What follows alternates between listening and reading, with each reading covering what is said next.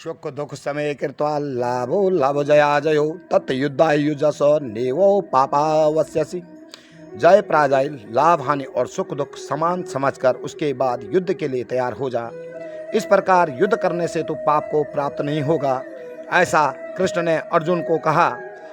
यहाँ प्रश्न उठता है दोस्तों, जय पराजय, लाभ हानि और सुख दुख को समान समझना क्या है?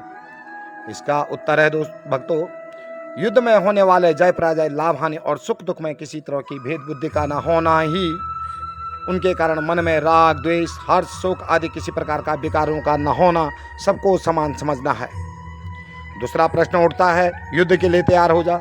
इस वाक्य से भगवान ने यह भाव दिखलाया है कि तुम राज्य सुख की और स्वर्ग की इच्छा नहीं है तो युद्ध में होने वाले विषम भाव का सर्वथा त्याग करके उपयुक्त प्रकार से युद्ध के प्रत्येक परिणाम मैं सम होकर उसके बाद तुम्हें युद्ध करना चाहिए। ऐसा युद्ध सदा रहने वाली परम शांति को दिखाने वाला है।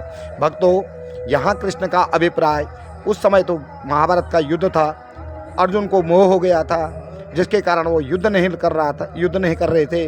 तो वहाँ पर जो है, यहाँ से मनुष्यों को एक शिक्षा मिलती है कि कर्म, हम किसी भी योजना को बनाते हैं, हर कर्म करने के लिए तैयार होते हैं तो सोचते हैं कि ऐसा करेंगे तो ऐसा तो नहीं होगा, ऐसा करेंगे तो ऐसा तो नहीं होगा, ऐसा करूँगा तो ऐसा होगा। तो यहाँ पर आदमी को कर्म करना चाहिए और निष्काम भाव से आदमी को अपने जो है जीवन के नए नए कार्यों को करने के लिए उत्साहित रहना चाहिए।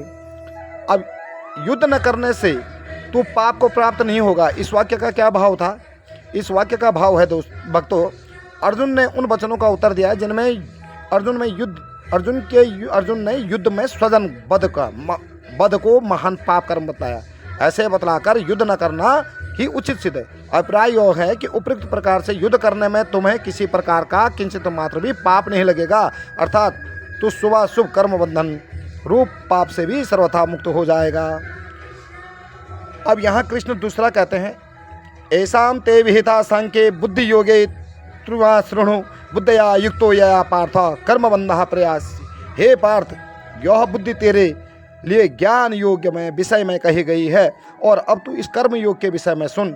जिस बुद्धि से युक्त हुआ तो कर्मों को बंधन को भली भांति त्याग देगा, यानी सर्वथा नष्ट कर डालेगा। यहाँ ऐसा विशेषण सहित बुद्धि पद किसका बुद्धि का वाचक है और यह बुद्धि तेरे लिए ज्ञान योग विषय में कही गई। इस कथन का क्या भाव है भक्तों?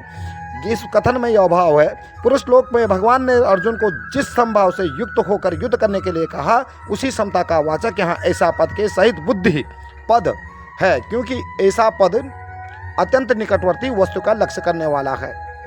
अतएव इस कथन में भगवान ने यह भाव दिखलाया है कि ज्ञान योग के साधन से यह सब भाव किस प्रकार प्राप्त होता है।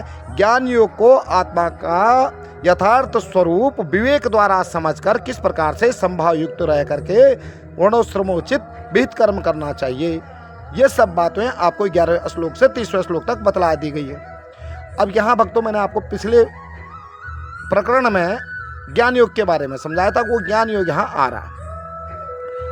अब भक्तों, कभी भी किसी भी कार्य को करने में संकोच नहीं करना चाहिए। बस हाँ, कार्य कोई भी हो भक्तों, वो धर्म विहित हो, अधर्म के राह पे चलते हुए कोई कार्य न करें। जय श्री राधे राधे।